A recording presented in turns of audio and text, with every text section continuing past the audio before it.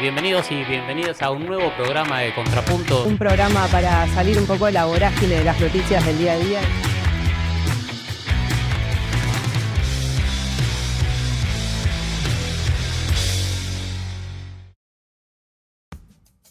Hola, bienvenidos y bienvenidas a este nuevo programa de Contrapunto. Hoy en La Izquierda Diario Más vamos a estar analizando la realidad política nacional, la realidad política económica, en un escenario tanto nacional como internacional muy marcado por acontecimientos como el acuerdo o el eventual acuerdo entre el gobierno, el acuerdo económico entre el gobierno de Donald Trump y el gobierno de Javier Milei, y en un escenario también con muchísimas discusiones, muchísimas cuestiones alrededor de lo que está ocurriendo también en la Franja de Gaza, donde se está llevando adelante un genocidio que está siendo repudiado por el mundo. Para charlar sobre estos temas voy a presentar a mis invitados, a nuestros invitados, no son mis invitados, son nuestros invitados. En primer lugar, Sebastián Lacunza. Sebastián es periodista, columnista regular del diario AR. Seba, ¿cómo estás? Muy bien, muchas gracias por la invitación. No, por favor, gracias por venir. Rosalía Constantino. Rosalía es periodista, económica, en C5N la podemos ver, también la podemos ver en Carnaval Stream y en ¿dónde más? Radio 10. Y en Radio 10 está La Colo. La Colo para los amigos, también ya la habrán visto acá. Recién nos acordamos de un programa en el cual estuvo hace un tiempo. Colo. ¿Cómo están? Muy buenas noches ya, porque ya hasta ahora muy buenas noches. Ya está anocheciendo, Por exactamente. así decirlo, buenas noches, ¿no? Buenas noches, sí, veremos Sí. qué tan buenas en un rato. Bueno, y finalmente está con nosotros Laura Cano. Laura es médica del Hospital Horacio Sestino en Ensenada. Es también legisladora de la provincia de Buenos Aires en la legislatura bonaerense por el Frente de Izquierda, ¿no es cierto, Laura? ¿Cómo estás, Edu? ¿Cómo están, chicos? Muy bien. Buenas noches. Bueno, antes de arrancar quiero pedirles nuevamente que se suscriban a la comunidad de La Izquierda Diario, que compartan y que difundan este video, que nos ayuden a sostener este proyecto. En la pantalla les va a aparecer un código QR al cual pueden ingresar para suscribirse. Lo que estamos pidiéndole a nuestra comunidad, a nuestros amigos y amigas, es llegar a 3.000 socios para hacer sostenible este proyecto que hacemos desde La Izquierda Diario. Bueno, vamos a arrancar. Como decíamos recién, una semana muy convulsiva. Recién incluso estábamos charlando antes del inicio del programa que cuando los invitamos el panorama era muy distinto a lo que ocurrió en los últimos 3 o 4 días, donde apareció en escena un salvataje bastante importante. La palabra es salvataje, es discutible si se está salvando a alguien o no, del gobierno de Estados Unidos para la Argentina, ¿no es cierto?, con anuncios del titular del Tesoro de Estados Unidos, de Scott Bessent, de un swap de $20.000 millones y otros eventuales ayudas económicas. Al mismo tiempo, veníamos de una semana muy complicada para el gobierno, tanto en términos de semanas más bien, muy complicadas para el gobierno en términos políticos y en términos económicos, con un viernes de la semana pasada muy intenso, donde se vendieron, si no recuerdo mal, $678 millones de las reservas del Banco Central para contener el precio del dólar, mostrando una crisis muy grande. Y en ese escenario convulsivo nos encontramos la terrible noticia en las últimas horas de un triple femicidio que ocurrió en la provincia de Buenos Aires, donde fueron asesinadas 3 jóvenes, Lara, Morena y Brenda, ¿no es cierto?, que que tiene por un lado un trasfondo, aparte del hecho aberrante, el hecho brutal, en el cual hay implicaciones mafiosas, todo indica, hay debates también políticos y sociales de fondo alrededor de lo que en todo caso le da marco a este triple femicidio. Por un lado, la denuncia hacia el ajuste que lleva adelante el gobierno nacional, entre otras cosas en materia de políticas de prevención de violencia de género. Hoy la escuchaba a Patricia Bullrich, que decía que no había que politizar este crimen, ¿no es cierto?, como tratando de evadir esa discusión. Y por el otro lado también hay una discusión que tuvo lugar en los últimos meses, sobre todo en el último año, alrededor del feminismo y alrededor del balance de lo que había sido el gobierno del Frente de Todos, que se sintetiza en esa frase tan discutible de el feminismo se pasó 3 pueblos, ¿no es cierto? Entonces yo quería pedirles como para arrancar una reflexión sobre esto, porque es un tema que evidentemente conmueve, que impacta también en términos de discusión política y de la sociedad. No sé si querés arrancar vos, Colo. Sí. A ver, la verdad que empantana todo lo que está pasando en términos políticos, empantana toda este gravísimo crimen, ¿no? ¿Por qué? Porque estamos viendo en medio de una campaña electoral cómo lo quisieron embarrar desde el lado del gobierno, empezar a decir que es por culpa del peronismo y de Kicillof, o sea, bueno, empecemos, y luego sumando también que es culpa del feminismo, ¿no? Creo que yo me voy a atener puntualmente a lo que tiene que ver con este crimen. Te está mostrando la situación en la que está sumida un número muy grande de argentinos y una situación que se arrastra desde hace años. décadas. Hoy lo contaba nuestro compañero Gabriel Michi, contaba un ejemplo de que él en el año 1998 para el diario Perfil había ido a hacer una nota a la Villa 1114 por el tema de embarazo. Y que cuando fue ahí vio a un niño de 11 años muy en un estado completamente mal, y ahí le explicaban que era porque había llegado lo que hoy conocemos como Paco. O sea, imagínense desde qué año se empieza a ver esta problemática, ¿no? Y que también estaba involucrado, en ese momento él contaba, bueno, una comunidad peruana, y que el menemismo salió a atacarlo, y que era todo mentira lo que él estaba diciendo. Bueno, esto es un reflejo, ¿no?, de el abandono intencional. Creo que muchos gobiernos han hecho política con el ingreso del narcotráfico en la Argentina, y también el abandono socioeconómico en los que muchos argentinos, por las distintas políticas de gobierno, terminan cayendo, y el narco se hace, ¿no?, absorbe a esa persona en medio de la crisis. El Estado se va, yo te ayudo. Bueno, creo que hay mucho para trabajar, y me parece que estaría bueno que alguna vez se pudiera avanzar en ese sentido. Si no das condiciones óptimas de empleo, si no das educación y si no combatís precisamente toda esta situación de que permite el narcotráfico, estas historias lamentablemente se van a repetir. Bueno, en efecto es un hecho que en el trasfondo tiene, por supuesto, una explicación, un análisis sobre la vulnerabilidad socioeconómica y particularmente de mujeres que en un momento se vuelcan a esa profesión, seguramente porque no tienen otra mejor, seguramente, ¿no? Ahora, Bullrich dice no hay que politizar. Yo creo que hay que politizar, pero no hay que precipitarse, no hay que apresurarse. Soy plenamente sincero. Sí escuché algunas expresiones ruines en medios diciendo Kicillof, tanto de parte de lo que hoy es la derecha, la Libertad Avanza de la provincia de Buenos Aires, como de medios de comunicación.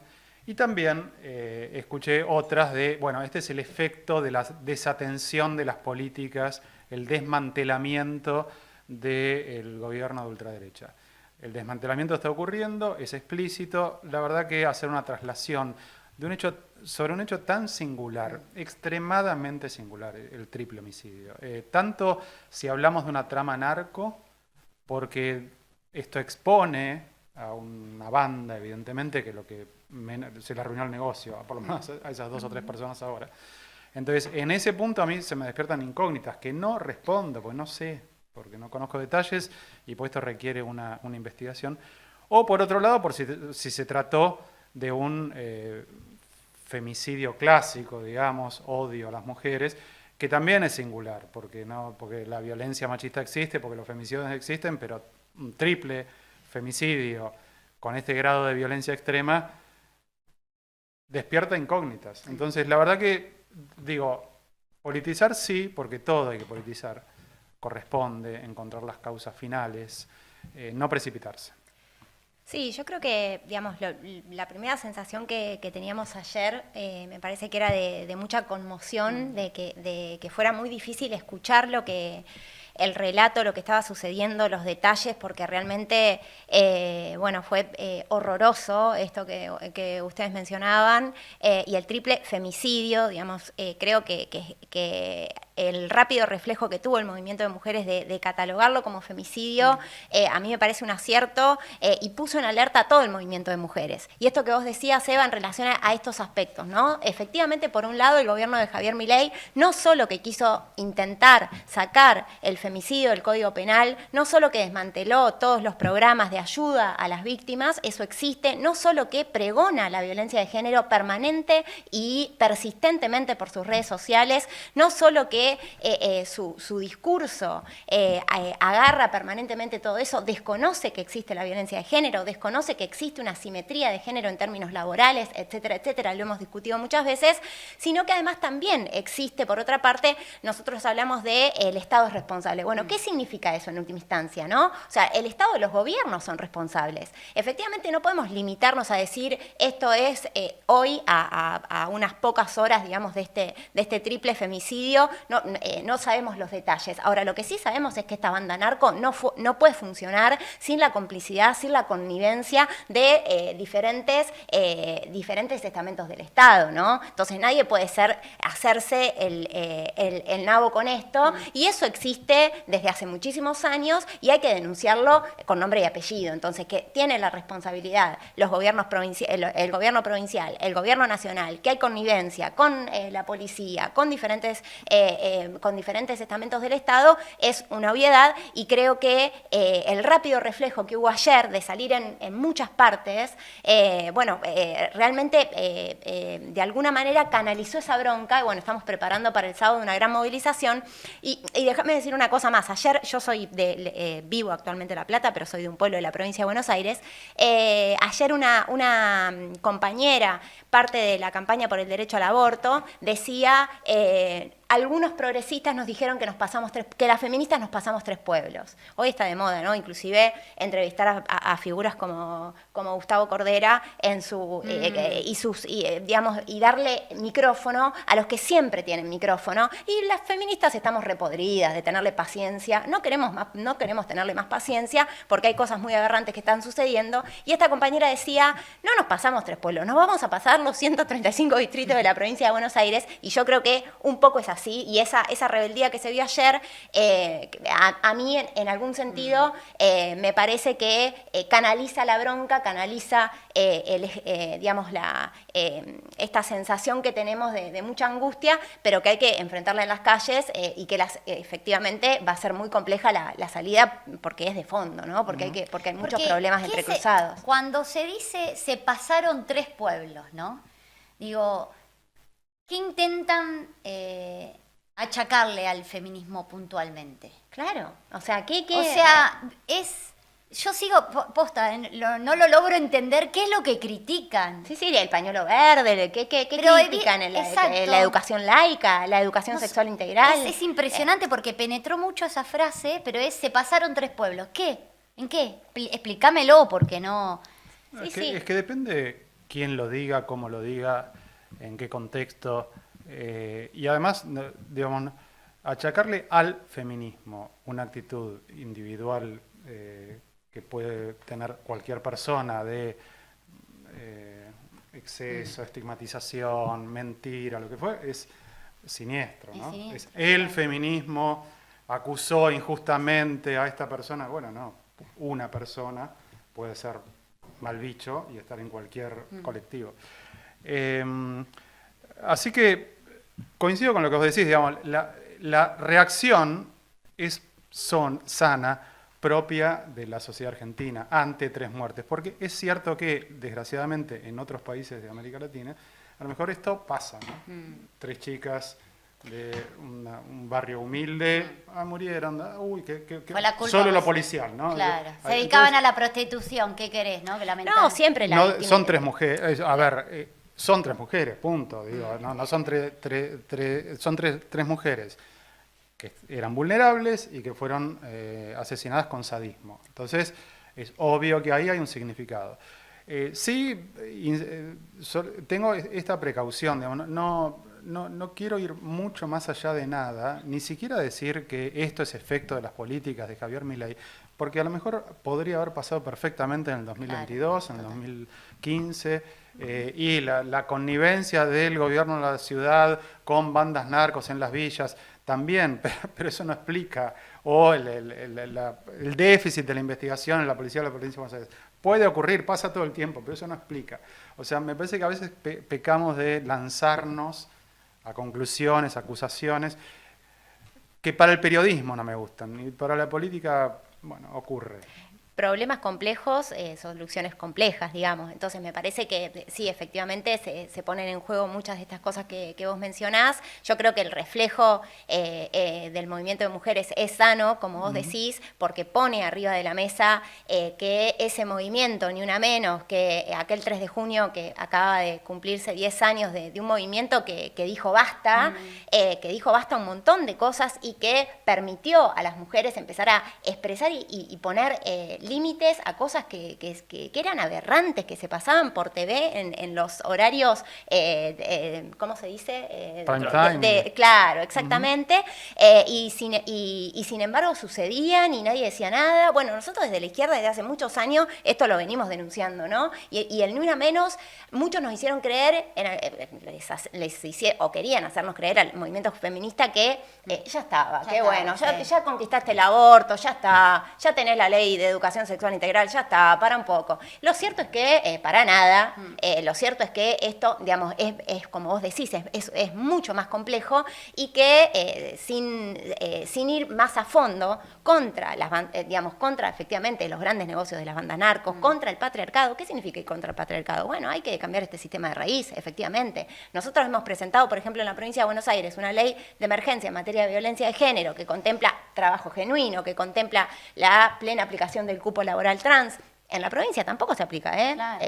O sea, hay problemas muy, muy complejos en donde un sector del progresismo y un sector que lamentablemente nos dijo, digamos, que nos pasamos 3 pueblos que, digamos, sin ir más lejos, Juan Grabois diciendo que, yo leía hoy su editorial de un libro del 2018 donde el tipo dice que la violencia de género no es un tema de las mayorías populares. Llegó a decir eso, digamos. Claro. Entonces me parece que, bueno, no, loco, no. Mira, pero a ver, la verdad que es un tema súper interesante. Sí. Claro. Si quieren nos quedamos acá, ¿no? Pero a mí, porque digo, me parece que, o sea, son problemas complejos, o sea, soluciones complejas, ¿no es cierto? Y estructurales, porque y lleva estructurales, décadas. y estructurales, sí, porque eso me quería, digo, o sea, hay una parte, digamos, de lo que me parece que o sea, de lo que ustedes van diciendo, ¿no es cierto? Hay como muchos hilos que se podrían sacar para distintas cuestiones. Hay una que decía Seba, que me parece interesante para reflexionarlo, que es que hay una tradición de protesta social en la Argentina, que en parte se expresó ayer en el repudio, en las movilizaciones de repudio que estuvieron en distintos lugares del país, pero que en relación al proyecto de Milei, que es un proyecto muy reaccionario y conservador en muchos aspectos, digo, nosotros ahora estamos tocando uno, para decirlo de alguna forma, que es las cuestiones relacionadas al feminismo y la violencia de género, pero es un gobierno que, por ejemplo, empezó su gestión, su gobierno, valga la redundancia, haciendo una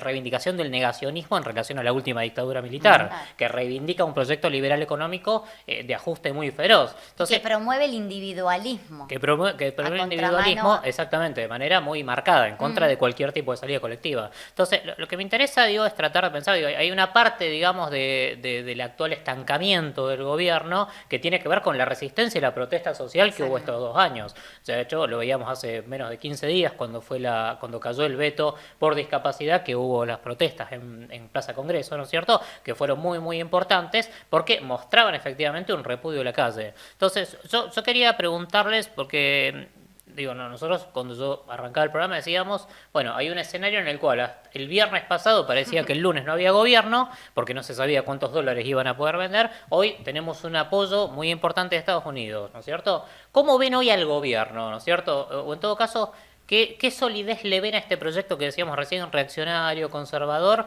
en el marco de este apoyo que está dando Estados Unidos, que es políticamente muy importante, económicamente todavía medio difuso, ¿no es cierto? ¿Cómo lo ven?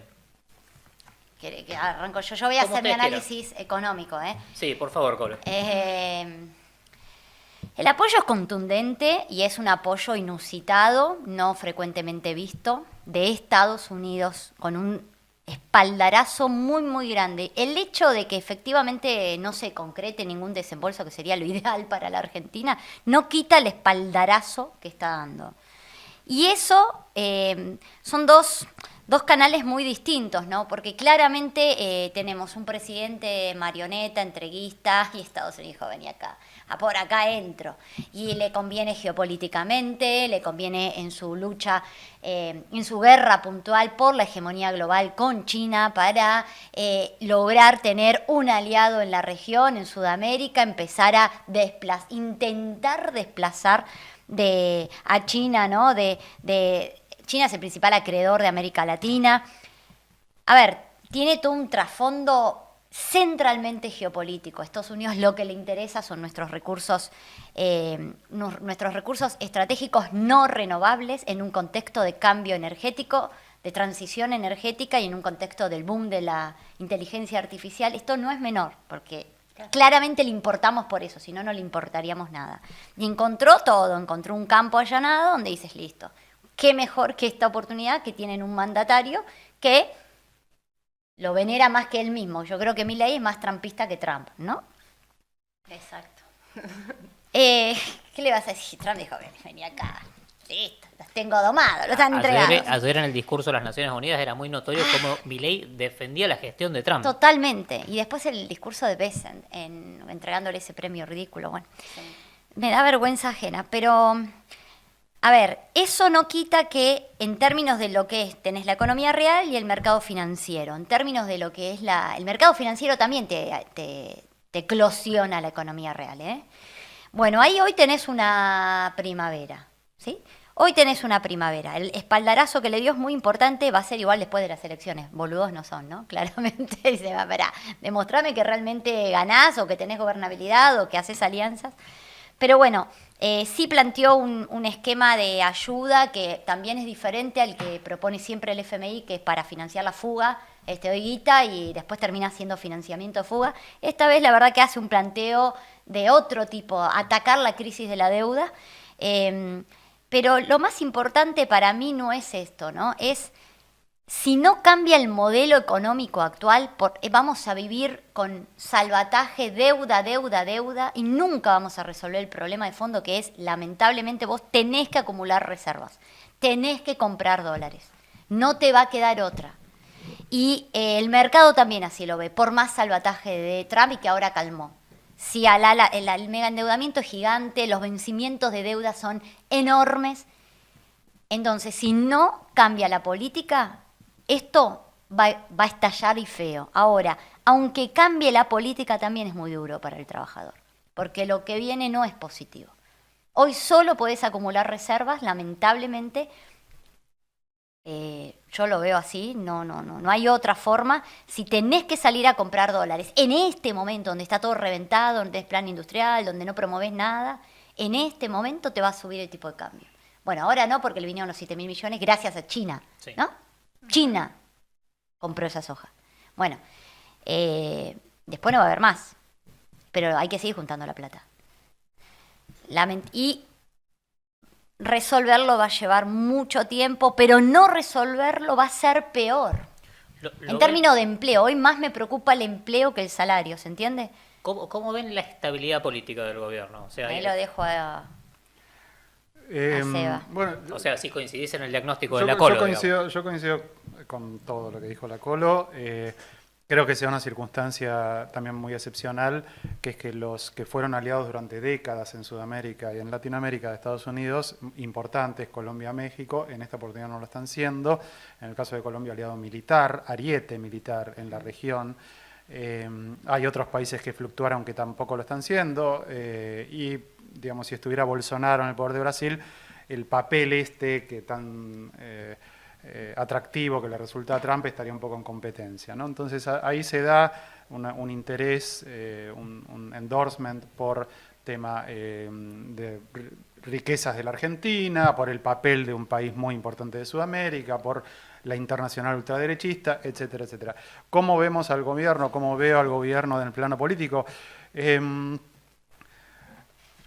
Yo interpreto esta aventura Milei con justamente un título que en su momento dio un grupo de periodistas feministas para un informe que hizo, que era La reacción conservadora. O sea, él, digamos, interpretó una reacción conservadora, una reacción anti, ¿no? No solamente una resistencia o una oposición, sino una reacción. Voy a leccionar, a escarmentar todas las cuestiones que de alguna manera en algunos casos expandieron la democracia, las fronteras de la democracia. Ahora, el elenco es pobrísimo. El elenco político, intelectual de los Milei es de una pobreza muy manifiesta. Se restringe a veces a unos pocos apellidos, en este caso 3, Milei, Caputo y Menem, con un talento político negado en algunos casos. Hay un talentoso que es Javier Milei, un tipo que navegó una época con métodos aberrantes, digamos, exasperando la discusión pública, pero del resto ninguno porta ese talento, ¿no? Entonces, ante las sucesivas crisis que tuvieron, eso quedó de manifiesto. Y ahora, cuando se estaban un poco arrinconando hacia una hacia el efecto de sus propias políticas, que en un punto son terraplanistas, estas aventuras de que el dólar se va a ir a 950, y lo grita el sistema financiero argentino, no, va a ir al techo de la banda. Entonces, bueno, entonces son cosas realmente de gente con muy poca lectura, con poco pensamiento y con ideas equivocadas, incluso desde el punto de vista de la derecha. Entonces, es muy riesgoso para el gobierno encontrarse consigo mismo. Y luego amplió algo más sobre qué efectos tiene en la campaña electoral lo anunciado. ¿Pero qué efectos le ven ahora a eso? Porque, por ejemplo, o qué escenario ven? O sea, ¿el gobierno está en mejores condiciones para el 26 de octubre? ¿Hay 2027 para este gobierno? 2027 falta un montón. Bueno, ¿cómo lo ven? Me preocupa octubre. No sé cómo lo ven ustedes. Este veranito, viste que la gente también va y cambia, ¿no? Me preocupa el peronismo, si va a seguir trabajando fuertemente como trabajó en la elección provincial. Me preocupa que la economía es muy difícil, es muy compleja, no se entiende. Y me preocupa este mensaje de, viste que va a estar todo bien, hay que aguantar un poco más. Hay muchas personas que todavía lo creen, otras afortunadamente se están dando cuenta que pasó casi 2 años y su situación empeoró, pese a la inflación que era galopante y que lo cuestionaban, y que por eso mismo no votaron al gobierno anterior. A mí me está pasando escuchar a muchas personas que hoy reconocen que esto está mal, que antes así todo, esa inflación, terminaban ganando más que ahora. Pero me preocupa que tenga un efecto, ojalá no, pero me preocupa, no sé, que tenga un efecto que le termine jugando momentáneamente a favor, ¿no? A la larga va a terminar estallando. Lo que pasa que si tiene un efecto a favor, es estirar la agonía. No, yo creo que primero eso, voy a hablar como trabajadora de la salud, no soy economista, no soy analista política, entonces por honestidad intelectual también con mis compañeros de la mesa, porque mi análisis quizás va desde otro lado, pero nosotros cuando un paciente está terminal hablamos de pronóstico minoso. Y a mí me parece que el gobierno de Javier Milei tiene un pronóstico minoso. Y me parece que es evidente que el sueño de Javier Milei es ser un virrey, es que Argentina sea una estrellita más en la bandera yanqui. Es un lamebotas de Trump, es evidente que quiere que el Estado 51 de todas esas estrellitas sea Argentina. Eso quedó en evidencia estos días. Luego de un primer salvataje del FMI, Trump hace este segundo salvataje, ¿no? Que hoy todos los diarios, las notas lo mencionaban de esta manera, ¿no? Porque, ustedes lo decían muy bien, ¿por qué Trump necesita a Milei? Yo, a lo que ustedes decían, agrego además que Milei es casi el único aliado que tiene Netanyahu en el genocidio contra el pueblo palestino, además de Trump. Entonces, Milei, además de todo lo que ustedes mencionaban, Trump, además de todo lo que ustedes mencionaban, dice, este tipo también me sirve por este motivo, ¿no?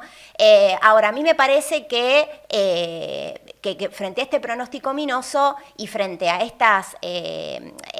vos hablabas de cierta primavera que puede llegar a venir de cara a octubre, me parece que es hora de patear el tablero, digamos, de patear el tablero para nuestro lado, de pensar que esto, digamos, nosotros veamos de 8 años a esta parte, ¿no? El gobierno de Mauricio Macri adquirió una deuda de casi 50.000 millones de dólares. Solo ¿no? con el FMI. Solo con el FMI. En total 100.000. Exactamente, solo con el FMI. Claro. Que luego fue, además, esta deuda que inicialmente iba a ser estudiada y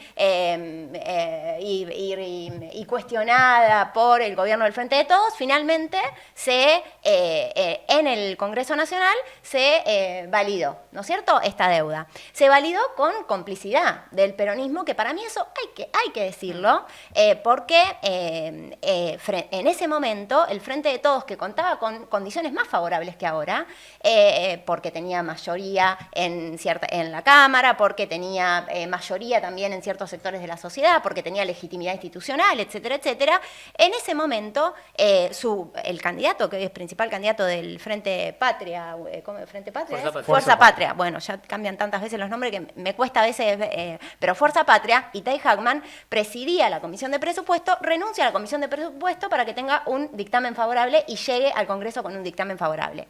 No solo eso, frente a una treintena de diputados de, en ese momento, Fuerza Patria, Frente de Todos, que decide votar en contra de este acuerdo con el fondo, Itay Hackman tuvo la cobardía de abstenerse, digamos. Entonces, yo la verdad que confío absolutamente nada al fondo, a la bandera yanqui, ni tantito así, ni tantito así. Desde nuestra perspectiva, digamos, por eso nosotros hablamos de un desconocimiento soberano de la deuda. ¿Para qué fue toda esa deuda? Vos hablabas hoy de que estos 20.000 millones que le da el gobierno de Trump o el Tesoro estadounidense podría servir para otra, digamos, pone algunas otras condiciones. Acá es para la misma deuda, o sea, al menos no tiene el mismo, o sea, el del FMI fue para financiar la fuga de capitales, neta. Permitime, no, ni hablar. Y este es peor, ¿no? Vengo, Claro. En realidad te doy para llevarme todos tus recursos estratégicos. Exactamente. O sea, es mucho más grave, ¿no? Exacto. En términos, Digo, a ver, en esos términos es aún más grave. Entonces, ¿por qué? Entonces, ¿por qué tenemos, vos decías, hay que generar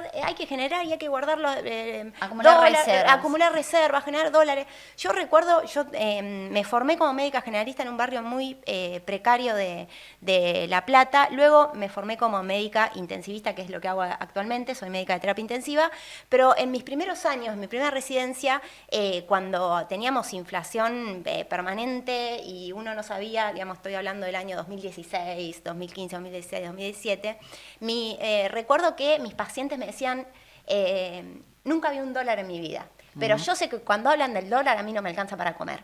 Y a mí me parece, es esa frase, digamos, muchos de nosotros no tenemos dólares, digamos, ni reserva ni nada, no nos alcanza. Digamos, yo vivo en mi salario de la provincia de Buenos Aires, médica de terapia intensiva en un hospital provincial, y mi salario no alcanza por bastante la canasta básica familiar. Solo 1 millón de argentinos compran por mes dólares. Claro, bueno, el caso de los médicos, que podría ser, digamos, el caso de los médicos de la provincia de Buenos Aires o el caso de los trabajadores de la salud de la provincia de Buenos Aires es calamitoso realmente. Y hay cierto silencio, medio de, bueno, de esto no hablemos mucho, pero lo cierto es que los trabajadores del Garrahan vienen denunciando lo mal que cobran y hubo un acompañamiento enorme a eso, y los trabajadores de la provincia de Buenos Aires no estamos mucho mejores, ¿eh? O sea, hay una situación con 20.000 becarios en la provincia de Buenos Aires, hay una situación en la cual médicos con 2, 3 especialidades estamos cobrando 1.300.000 pesos, como es mi caso, 1.500.000 si haces guardias los fines de semana. Una locura, O sea, una locura. es una locura total, digamos. Ahora, Pensarán que con eso no se puede vivir. Entonces digo, termino con esto. Me parece que, vos decías, hay que acumular reservas. Bueno, yo no quiero pagar la deuda, ¿eh? O sea, esa deuda pero no hay que pagarla. no es solo No para es- acumular. ¿Sabés desde qué es ya. interesante eso? La inflación, bueno, desde mi punto de vista económico, no es un problema únicamente monetario. En la Argentina es un problema, para mí, antes que monetario, por la escasez de dólares. Claro. Vos necesitas tener un banco central muy fuerte, con reservas, lo suficiente para generar tranquilidad. Calmar las expectativas. Tenés que cortar la fuga de divisas, que es Exacto. permanente. Sí, tres corridas cambiarias le hicieron a Lula el año pasado. La inflación ni se enteró. Porque tiene una política fuerte de acumulación de reservas, donde en economías desestructuradas, en términos productivos como la nuestra, sí es una variable muy clave. Sí, antes que pagar la deuda, la necesitas como mostrar que estás sólido. Y eso es muy importante. Ahora, A mí- sí, a sí, mí sí. dale. Yo justo te iba a preguntar a vos lo que enunciaste y al final no... Bueno, referido a eso. Yo creo que sí pone esta novedad, esta intervención directa del secretario del Tesoro de Estados Unidos y de Donald Trump en la política electoral argentina, que obedece a una secuela que, digamos, se hizo explícita con Macri y vuelve a ocurrir ahora, pero de una manera incluso mucho más clara. Me parece que pone a la oposición en este mes ante una necesidad de explicar, ante una necesidad de reenfocar la campaña, porque ¿cómo encuentra esto al gobierno? Bueno, el viernes pasado se encontró con que se le desbarataban todas las pavadas que habían dicho en los streamings a los que van y en las entrevistas condescendientes en los canales de noticias. Y si eso seguía, si esa dinámica continuaba, hoy estaríamos hablando de probablemente una situación de inestabilidad política. Muy grande, sí. Y sin embargo, la intervención cambió, ¿no? Entonces ahí el gobierno tiene una carta para un gobierno que no tiene la popularidad de la Rúa, no tiene la popularidad de Alberto Fernández, tiene una imagen positiva, según las encuestas, menos favorables al gobierno, del orden del 35%. Es interesante como popularidad. Hay muchos gobiernos en la Argentina y en América Latina que funcionan con eso. Boric. Y muchos otros, diría la mayoría. Entonces ahora tiene una carta que es: votame porque conmigo tenés estabilidad. Mirá que si te equivocás el 26, el 27, el dólar se va a 1.600, hay un proceso inflacionario, Trump dice: muchachos, si se quieren suicidar, sigan adelante, yo me retiro, y eso genera mucha inestabilidad. Eso va a ser una carta que va a utilizar el gobierno explícita o implícitamente todo el tiempo desde acá hasta el 26 de octubre. Entonces, es contrarriesgosa esa carta, porque vienen de perder en la provincia de Buenos Aires y porque ganar elecciones en la Argentina diciendo: soy el candidato de un tipo que se llama Scott Bessent, que no lo conoce nadie, y que cuando habla es medio tilingo, es un montón, ¿no? Ir a convencer a los docentes y los médicos de la provincia de Buenos Aires que ganan un palo 300, decirle: no, mirá, hagamos lo que dice este hombre que quiere el bien de la Argentina, que hay que traducirlo, es muy difícil, muy desafiante. Ahora, el argumento, entre comillas, extorsivo, está, y es nuevo. Y de alguna manera me parece que los coloca a ustedes, digamos, al FIT y a Fuerza Patria y a los que se consideran opositores, ante un esfuerzo explicativo. Claro. Sabes que yo tengo mucho miedo de que vos decís: no, no lo vas a convencer. Sí, a un médico que está activo, pero yo tengo amigos míos de clase media y literalmente le creen todo a este gobierno. Claro. Y la están pasando mal. Y le creen todo. Entonces, yo tengo mucho miedo que este discurso extorsivo penetre. Por eso digo, ojo, hay que salir y trabajar muy fuerte en Hay ese un dato, o hay dos datos que, por lo menos, digo, son útiles para pensar, digamos, la situación. Uno es que en las elecciones de la provincia de Buenos Aires lo que hubo fue un derrumbe de la Libertad Avanza, ¿no es cierto? Digo, o sea, yo no recuerdo bien si el dato eran casi 2 millones de votos aproximadamente. Entonces, ahí hay un sector descontento que eventualmente podría entrar en este discurso político, ¿no es cierto?, es el caos, ¿no es cierto? ¿Es este voto o es el caos? Y lo otro, me da la impresión a mí, digo, que también hay un fenómeno político que, si se quiere, es también para analizar, que es qué es el voto al peronismo. Digo, porque me da la impresión, digo, que el voto al peronismo tuvo muchísimo de voto castigo. Entonces, eso que decías recién, Colo, de yo me di cuenta que estaba peor que estoy peor ahora con el anterior gobierno. O sea, yo lo que vi es mucha gente que dijo, yo voté al peronismo sin ninguna onda, para decirlo de alguna forma. Claro. Incluso una jubilada que no me acuerdo si la agarró el C5N y dijo: en 30 años es la primera vez que voté al peronismo. Entonces, ¿cómo está el peronismo hoy? ¿Cómo lo ven políticamente al peronismo para este escenario? Seba dice: la oposición tiene que reenfocar campañas, discutir, dar argumentos, explicar, por decirlo de alguna forma, pero el peronismo es la principal oposición política, al mismo tiempo también es la responsable que en cierta medida el gobierno haya tenido algunos triunfos parlamentarios, un importante paso social en la calle, porque la dirección de las centrales sindicales es el peronismo. Entonces, ¿cómo lo ven al peronismo hoy en este escenario? Me parece que el resultado de la provincia de Buenos Aires, que tuvo la lectura que vos hiciste, estoy de acuerdo, fue una expresión de descontento, incluso a desgano, parecidón, diría, a lo que resultó el voto en el 2021 a Juntos por el Cambio. Entonces hay un riesgo de interpretar mal ese resultado que los puede llevar al equívoco de Horacio Rodríguez Larreta y de todo el PRO en general. Ahora, hay una figura nueva que se colocó en la mesa central de las discusiones, que es Kicillof, que tiene algunas características que lo distinguen de, por ejemplo, quien fue su mentora, ¿no? Ahora, esa figura tiene que ganar, dio un paso muy importante por el diseño de la estrategia, que resultó ser efectiva, pese a que hay un montón de gente dentro de su espacio que le decía que no iba a ser así. Pero de todas maneras esa figura tiene que traspasar los límites de la provincia de Buenos Aires, ganarse otro consenso entre la dirigencia, perforar cierto antikirchnerismo, Ahora, lo que ahora creo que nos dice esta situación es que puede intentarlo, ¿no? En esa situación creo que lo colocó a Kicillof el resultado de la provincia de Buenos Aires, en poder intentarlo.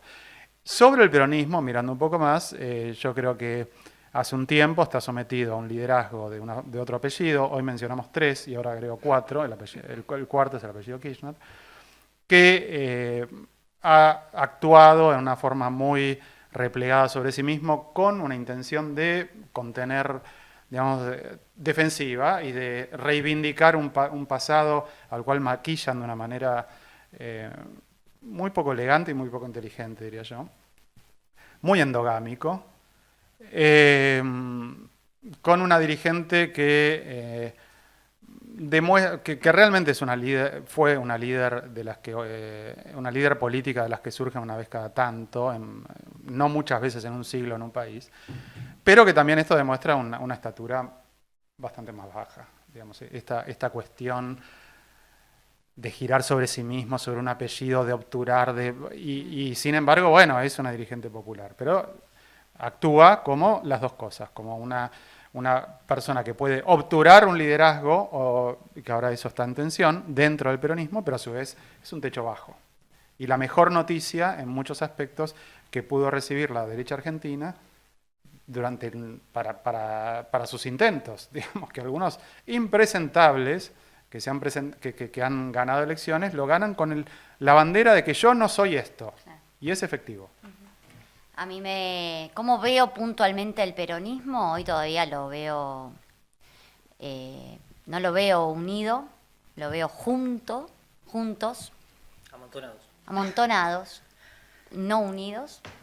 Les veo que, bueno, un poco todo lo que decía Seba, ¿no? Y lo veo difícil, no hay una propuesta, no hay un candidato que te diga, hoy las personas votan porque la están pasando mal. Bueno, ¿vos qué me ofreces a cambio? Está bien, es una elección legislativa, ya lo sé, pero también se está buscando un poco eso, aquel que no es del nicho, ¿no? Que nunca votó al peronismo y que tampoco vota a la derecha porque tenga ese pensamiento ideológico, sino por su situación, ¿no? Vota en base a cómo ve que evoluciona el país o involuciona.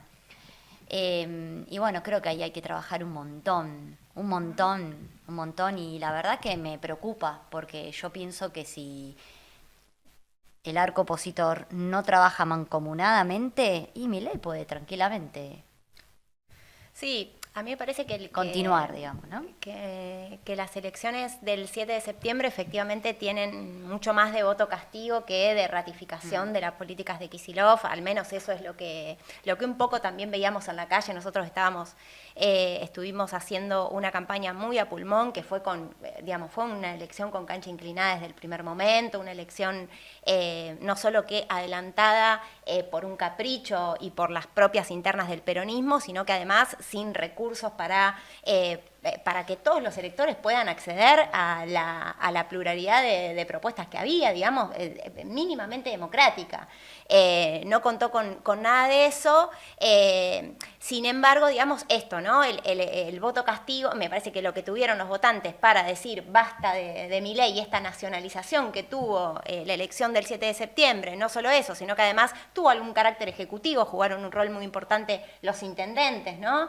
Con sus candidaturas también, tratando de arrastrar un voto y qué sé yo, generó una situación en la cual al peronismo esto lo pone de vuelta en campaña, ¿no? Porque estaba liquidado, estaba liquidado completamente y le vino bárbaro el escándalo español, le vino bárbaro todo lo que sucedió y se subieron a una ola. A mí me daba mucha risa el spot de Fuerza Patria, porque la primera bandera que aparece, digamos, se subieron a la hora de la lucha los que estuvimos acá comiéndonos los gases durante 1 año y medio, porque la primera bandera que aparece es la del PTS, y nos dicen que buscábamos la foto trosca, y no hay ninguna foto trosca, o sea, estábamos acompañando a los jubilados, estábamos acompañando al colectivo de la discapacidad, estábamos acompañando a los trabajadores despedidos, y eso fue lo que hizo la izquierda. Por eso yo me siento muy parte de la derrota del gobierno de Javier Milei, porque ¿quién popularizó los miércoles con los jubilados, ¿quiénes estuvimos ahí cuando nadie estaba? La izquierda.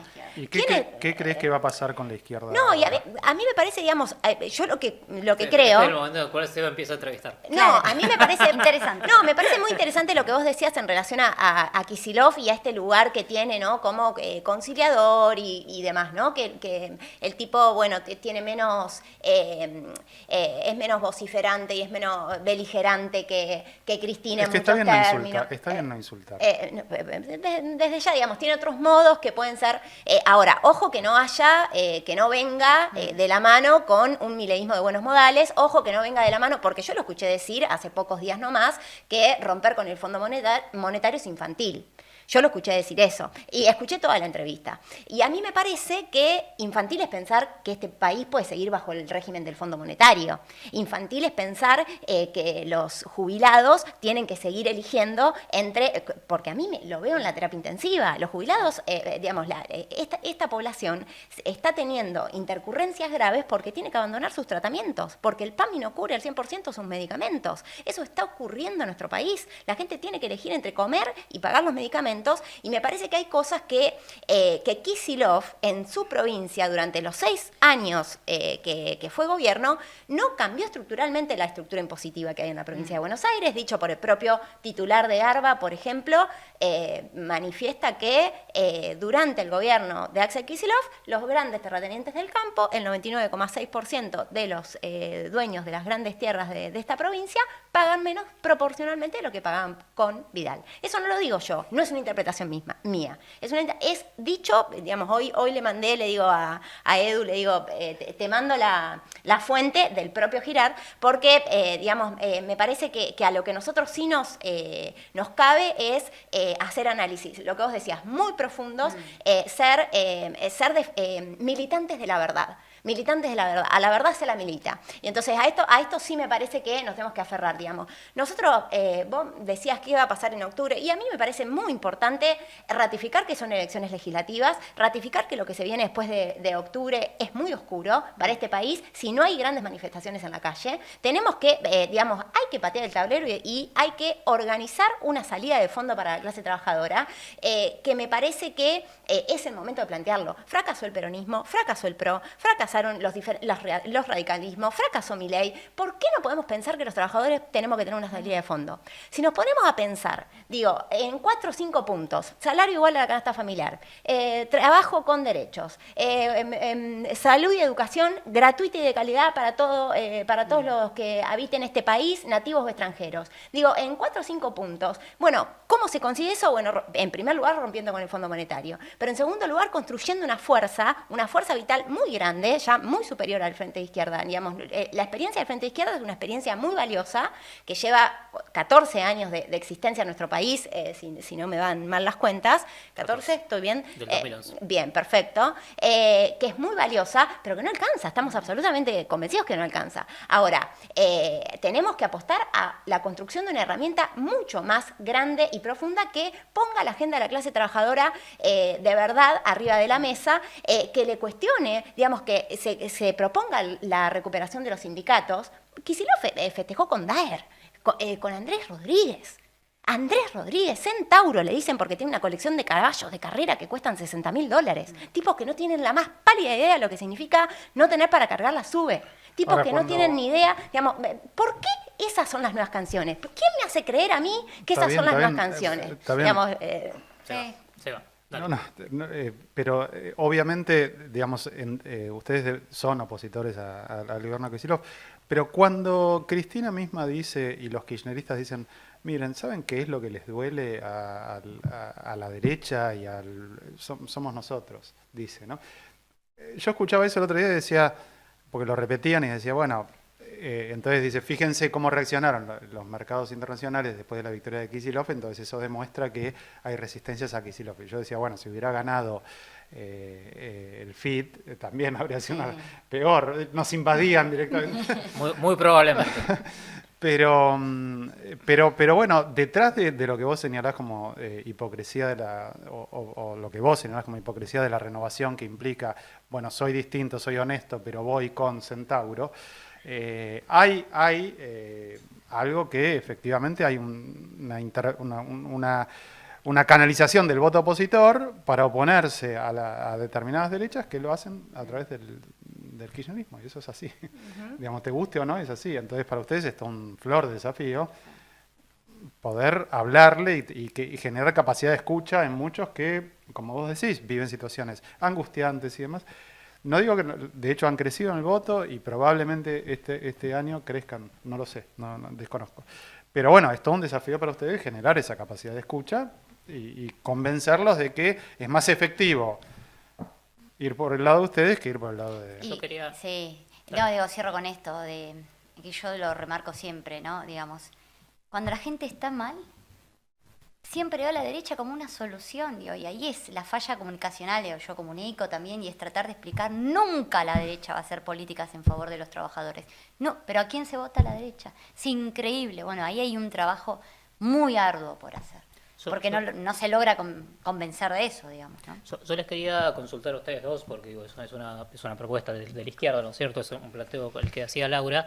Digo, hay un debate sobre una crisis de representación política importante, esto que decíamos recién. O sea, hubo una experiencia política con... Cambiemos, no existe más, ¿no es cierto? O sea, se liquidó. Hubo una experiencia política con el peronismo, que es un poco lo que escribieron ustedes, lo que decías vos, Colo. Hay una crisis interna, hay mucho de agotamiento hay mucho agotamiento del viejo liderazgo y un liderazgo no emerge, hay una especie de una situación en la cual todavía lo viejo, para usar la famosa frase, lo viejo no termina de morir, lo nuevo no termina de nacer, y hay también lo que parece haber es un agotamiento ya del proyecto político mileísta, para decirlo de alguna forma. A mí esto de, ¿cómo era ese pronóstico ominoso? Me parece como muy duro, lo voy a usar, me gusta. Sí, yo también, te lo vamos a robar. Me parece que se va a poner de moda. Pero yo me imaginé transmitir un pronóstico ominoso en un hospital y me horroricé. Sí. Yo no lo voy a usar. Yo me lo noté porque dije esto es para usarlo, pero es brusco. Pero entonces parece ser que el mileísmo también está en pronóstico ominoso, ¿no es cierto? Entonces digo, hay un debate ahí sobre cómo se canaliza o cómo se soluciona la crisis de representación política. Digo, esta idea de un partido de la clase trabajadora impulsado desde sindicatos recuperados, que tenga un programa propio, digamos, desde los intereses de la clase trabajadora, es una de las propuestas que está en debate en la izquierda, precisamente por esto que dicen ustedes. Digo, hay una distancia, por decirlo de alguna forma, entre lo que es la izquierda desde el punto de vista electoral y esa crisis de representación que abarca millones de personas. Entonces, la idea es consultarles cómo lo ven ustedes, a esta idea, a esta propuesta de un partido de la clase trabajadora. Que requiere de parte de la militancia y de la dirigencia un esfuerzo argumentativo, organizativo muy importante porque,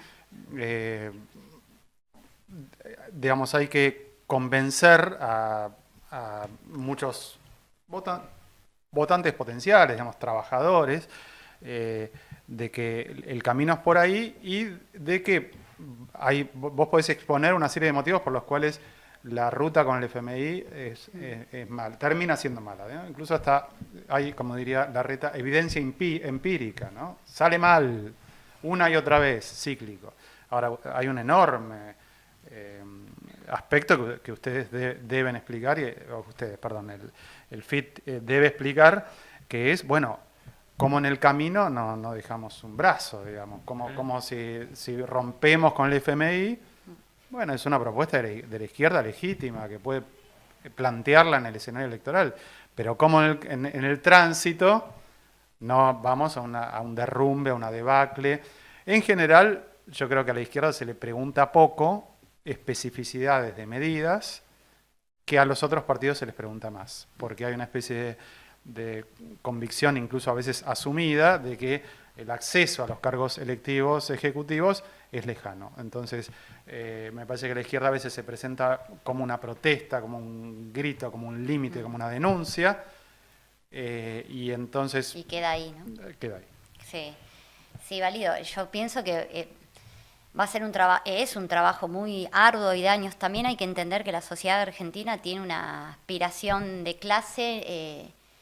Aquel que está mal siempre yo supongo que siempre se elige por la derecha porque es hacia donde querés ir, ¿no? O sea, ahí hay una construcción que trabajar, digo. es muy difícil hacerles entender que nunca te van a dar un beneficio o nunca van a gobernar en beneficio del trabajador, porque representan otros intereses.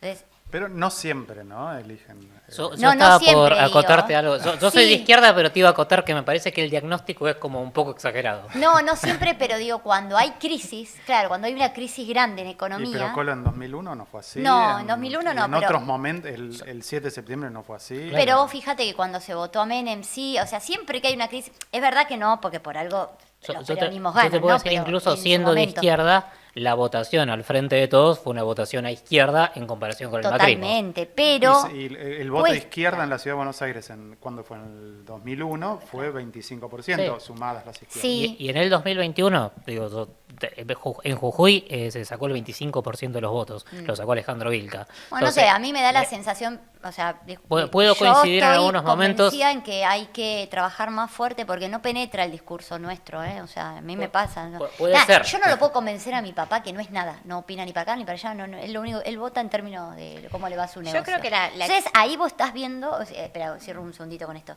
con mi idea. Sí, es verdad, no voy a generalizar, no es todo, pero lo que sí veo es que para que puedan surgir estos gobiernos es porque todavía hay un núcleo de la sociedad, porcentaje que sea, no importa, pero hay un núcleo que lo aspiracional y lo de clase lo mueve. Y la falsa conciencia. Sí, y ahí hay que saber cómo llegar, porque no estamos sabiendo llegar. Yo admito mis errores, digo, yo no puedo convencer a los míos. Imagínate, ¿no? Bueno.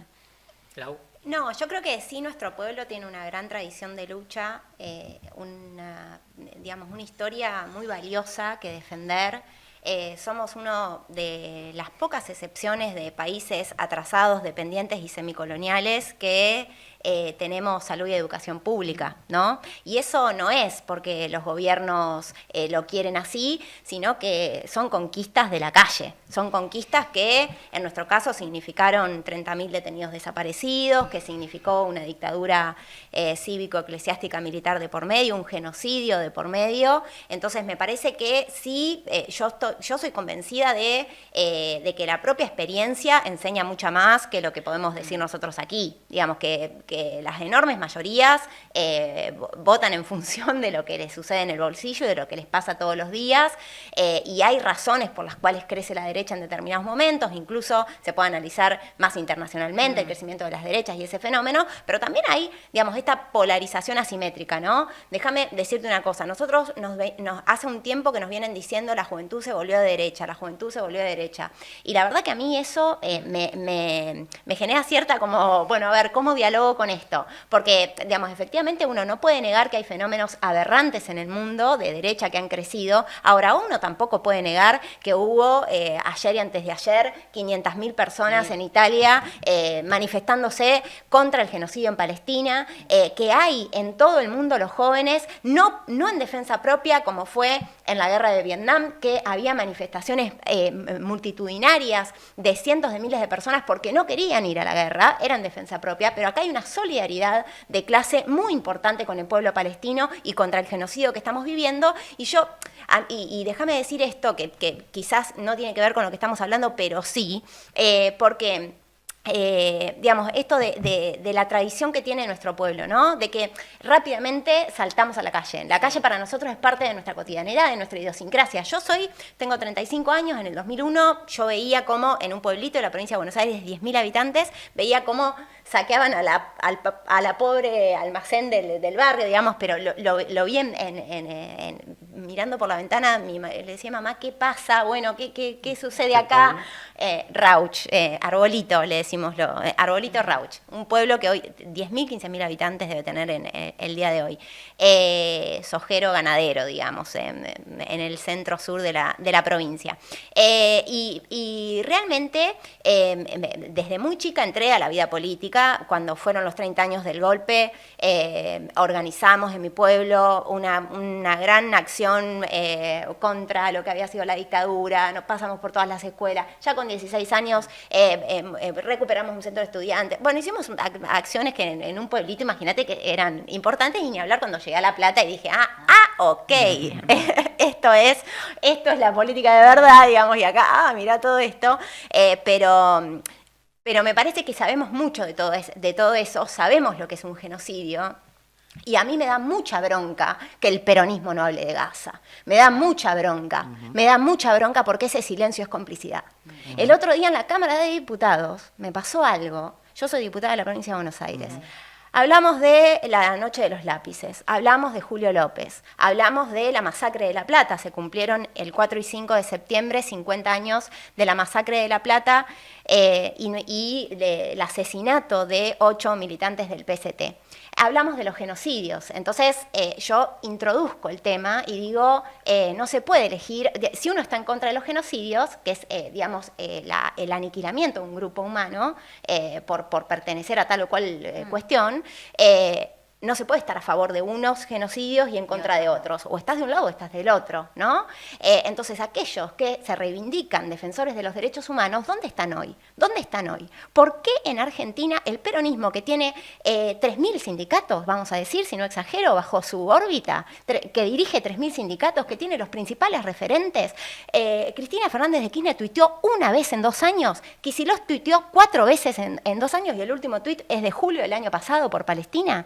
Cuando vemos niños masacrados, cuando vemos que están mutilando niños y lo vemos por TV, si hubiéramos tenido uno de esos videos en los juicios de lesa humanidad, tendríamos sin lugar a dudas más genocidas presos. Lo transmiten ellos, los soldados israelitas lo transmiten en TikTok. Entonces, la verdad es que me parece que el rol que está cumpliendo el peronismo hoy, desde todo punto de vista económico, financiero, sus burocracias sindicales y también desde el punto de vista de los derechos humanos, es calamitoso, y hay que decirlo. ¿Por qué nos tenemos que acostumbrar a eso? Yo no estoy dispuesta a que mi generación tenga que ver un genocidio transmitido por TV que a mí no me permite dormir de noche, y digo, loco, ¿cómo podemos ser consecuentes con esto? ¿Cómo no? ¿Sabes qué hicieron? Me callaron. Me dijeron que me excedía de tema. Una libertaria dijo que se había sentido aludida porque justo ese día había jurado un compañero nuestro con la bandera palestina, que se había sentido aludida y que esto era una guerra, y defendiendo abiertamente a Netanyahu y al Estado de Israel. Y los peronistas, el presidente del bloque oficialista de la Cámara de Diputados, me dijo que me había excedido de tema. Entonces, a mí me parece que es una hipocresía desde todo punto de vista. A mí me parece que económicamente lo que nos están ofreciendo es, vamos a un 2027, ¿a qué? ¿A qué? ¿A un mal menor de qué? ¿Qué viene? ¿Más? ¿A quién viene? A ver, ¿a quién van a inventar? Igual ahí, perdóname, pero yo te escucho y es como... No, yo creo... Hay que saber llegarle hoy, sí, yo te entiendo. No, y el programa lo tenemos. Una cosita más y lo digo. Es esto que digo. Vos fíjate cómo la sociedad, si no lo repetís, después se olvida. Porque no tenemos memoria, aunque es esto un poco de lo que te planteo. ¿Cómo puede ser que la gente se olvidó lo que vivió con Macri para volver a votar? ¿Se entiende? La pasó tan mal con Alberto Fernández, le mintieron tanto con Alberto Fernández, no, y votaron una cosa aberrante. Hay mucho que trabajar en recordar todo. Me parece que, pero el pueblo lo recuerda rápidamente, no pasaron ni 1 año y 8 meses, o sea, desde el 20 de diciembre del 2023 estábamos en la calle. Pero ahora recuerda lo económico, pero lo que vos bien decís es recordar también todos los derechos que en su momento se ganaron, o la lucha que se hizo. Es re difícil, es lamentablemente, a mí me da bronca, ¿no? Digo, ¿cómo puede ser que volvés a votar? Te olvidaste de todo. Yo tengo la impresión de que hay, o sea, la situación, o sea, todos estos debates tienen como muchísimos factores, digamos, ¿no es cierto? Sí. Porque hay factores políticos, factores culturales, hay mucho de ideología que se hace también a través de los grandes medios de comunicación, de grandes empresas. Digo, esta ideología del ajuste, para decirlo de alguna forma, de lo que Milei llevó al gobierno, para decirlo de alguna forma, es una ideología que se viene discutiendo en la Argentina hace 10 o 12 años. de distintas modalidades. Si uno recuerda la campaña del 2023, Massa también admitía que había que hacer un ajuste, ¿no es cierto? Entonces lo que se debatía era un ajuste de este tipo o un ajuste del otro. Yo creo, digamos, que es como que hay muchísimas discusiones, en muchísimas cuestiones culturales, ideológicas, políticas, y que hay actores políticos, entonces, y también que influyen en la agenda que se pueda marcar o no se puede marcar. Por eso creo que es como difícil que no resulta secundario que una fuerza política, que aparte de eso tiene mucha influencia parlamentaria, en cuanto a organizaciones sociales, en cuanto a impacto en la llegada de los medios de comunicación, como es el peronismo, por ejemplo, no tome en cuenta cuestiones como Gaza, Sí. ¿no es cierto? Porque o no tome en cuenta, o haya adaptado incluso parte de su propio discurso político a la agenda que proponía el... Modernización Claro, laboral. lo anula, lo esquiva. En sí. última instancia, yo tengo la impresión de que, o sea, hay una cosa que es un debate que va a seguir estando abierto, que es que mucha gente creyó que lo que la gente había votado cuando votó a Milei era un ajuste feroz. Y lo que estamos viendo es que no. No, Lauro, ¿cierto? Votó, Entonces, no tenían ni idea lo que, perdón, para mí una No, parte de qué la sé yo, población no tenía idea. votaron un tipo que hacía ejercicio explícito de la crueldad y que proponía crueldad. La gente vota. Y bueno, sí, podía no estar al tanto de todos, de lo que significa elevar las tasas cuando querés evitar una devaluación, etcétera. Sí, eso puede ser. Un sentido. A ver, hubo pensadores de izquierda que dedicaron su vida intelectual a explicar el sentido del voto, el sentido de las preferencias, la falsa conciencia, etcétera, etcétera. Algunos lo pensaron desde la cárcel en condiciones ominosas, Claro. justamente. Y bueno, y es así, digamos. Alfonsín tuvo que ganar con el voto prometiendo juicio a las atrocidades de la dictadura, y muchos de los que lo votaron habían apoyado a Videla, etcétera, etcétera, etcétera, y habrá votantes que en un momento optan por el FIT y que antes, alguno habrá, no digo que muchos, que acaso alguno votó por bronca a Milei. sí, eso, Bueno, es eso, así. eso ocurrió efectivamente. Ganar la conciencia, explicar, es súper desafiante, porque además una vez que lo ganás, fíjense el reflujo que hubo, recién le decíamos a la Colo, bueno, acordate en 2001 que hubo una votación a partidos de izquierda, y después hay reflujo, ¿no? Vamos, y la gente se asusta y vuelve. Vuelve todo el tiempo. El Es así. intelectual orgánico. Es así, volviendo a pero- Gramsci, digo, Pero ahora hay que votar y votar, ahora los partidos que no promueven a Milei tienen que tratar de que una persona que en algún momento consideró votable a uno que decía que había que vender órganos y niños y bebés, ¿sí? Que esa persona en un momento se mira al espejo, hoy no, quizás no era la mejor idea, y ahora vote a Miriam Bregman, ¿sí? O vote a Itai Hackman, digamos. Es una tarea que toca, es así, sea por inconsciencia, sea por adhesión, por crueldad, por el placer de pisarle la cabeza al que está al lado, es así. Bien, tenemos que cerrar porque efectivamente tenemos que cerrar. Sí, sí. Les voy a pedir literalmente un minuto si quieren para hacer un cierre breve con alguna conclusión que quieran. O sea, había pensado en preguntarle sobre Gaza, un poco ya el tema se dio, pero un minuto para que la reflexión que ustedes quieran, así podemos como hacer un cierre básicamente. Yo me voy a tener un poco a lo que siempre explico, y de mi lado, y viendo de cara a las elecciones ahora de octubre, es importante saber y entender que esto que se anunció, lo que presentó el gobierno es pan para hoy, hambre para mañana. Esto es literal, es así. No va a cambiar en nada seguir con este modelo, lamentablemente, y hay que estar muy atento de que todo lo que viene de continuar exactamente igual es mayor destrucción de empleo, ¿no? Es difícil decirlo, pero no es muy grave, porque bueno, sí, la inflación ahora se estancó. Recordemos lo que fue toda la década del menemismo, ¿no? Y cómo terminó. Bueno, en ese sentido es importante ponerle un freno, es importante demostrar que no queremos más esto, el ajuste no va más. Obligarlo al menos a que intente cambiar algo en la economía diaria, ¿no? En el día a día. ¿Se va? Creo que hay ciertas dinámicas de la política que son novedosas, hay como un acortamiento de tiempos. Estamos viviendo en Argentina un vértigo a veces de entronizaciones y de repente demoliciones. Hay algo que me parece muy impactante que ocurre en Argentina, pero no solamente en la Argentina. Si tomamos en lo que va del siglo, solamente una vez en 2015 y 2017 el mismo partido ganó las elecciones consecutivas. O sea, es un montón eso, porque el precedente sería 2003-2005, el kirchnerismo, pero ni siquiera en el 2003 había ganado. No, claro. Y es muy llamativo, y a la tercera que tendría que haber ganado Macri salió contundentemente de la Casa Rosada. Entonces, lo que pase ahora el 26 de octubre sí me parece muy importante, sobre todo por esta novedad de la injerencia explicitada, ¿no? Tipo, este es el camino y lo vamos a decir con Scott Bessent. Es un montón, pero hay mucha dinámica. No quiere decir que en noviembre, si eso ocurre, no quiere decir que en noviembre, lo decía Colo al principio, lo que venga puede ser duro. El camino de acá a octubre puede ser incluso vertiginoso. En principio dice, van a tener pararon la pelota, porque si no la paraban, no sabíamos en qué terminaba. Pararon la pelota. Bueno, ni siquiera estoy seguro de eso. Laura. No, creo que lo que mencionaban los dos habla de que hay una crisis muy profunda en los partidos del régimen, que amerita análisis también muy profundos y que desde nuestra parte tenemos que decir que más que nunca, ahora más que nunca, los diputados y diputadas del Frente de Izquierda tienen que estar ahí.